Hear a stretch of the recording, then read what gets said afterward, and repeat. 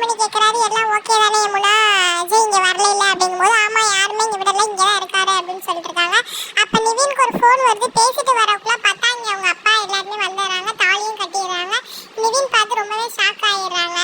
இந்த சைடு காவேரியை காணுன்னு சொல்லிட்டு விஜய் ஃபோன் பண்ணிட்டே இருக்காருன்னா காவேரி வரல. அப்புறம் ரொம்ப பயந்து போயிருக்கும்போது கரெக்டாக காவேரி வராங்க. எங்கே போனேன் அப்படின்னு சொல்லி, பாஸ் நீதான் பாஸ் இருந்தேன், உங்களுக்கு ட்ரெஸ் எடுக்க போலன்னு சொல்லிட்டு ட்ரெஸ்ஸை கொடுக்குறாங்க.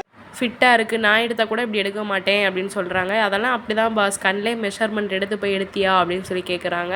நிவின் பார்த்துட்டு இருந்ததை அவங்க அப்பா பார்த்துட்டாரு. வாங்க மாப்பிள்ள ஃபோட்டோ எடுக்கலாம் அப்படின்னு சொல்லிட்டு ஃபோட்டோ எடுக்க கூப்பிட்றாங்க. எடுத்துட்டு இங்கே வீட்டுக்கு வந்தாலுமே தாத்தா ரொம்ப ஷாக் ஆகிடுறாரு. என்ன எப்படி இப்படி பண்ணுவீங்க, பெரியவங்க வீட்டெல்லாம் இருக்காங்க, அதெல்லாம் கேட்க மாட்டீங்களா அப்படின்னு சொல்லிட்டு இருக்கும்போது, யார் பெரியவங்க அப்படின்னு சொல்லிட்டு தாத்தா கோச்சு உள்ளே போயிட்டாரு. அது என் பையனோட விஷயம், நான் எடுக்கிறதா முடிவு அப்படின்னு சொல்கிறாரு அவங்க அப்பா.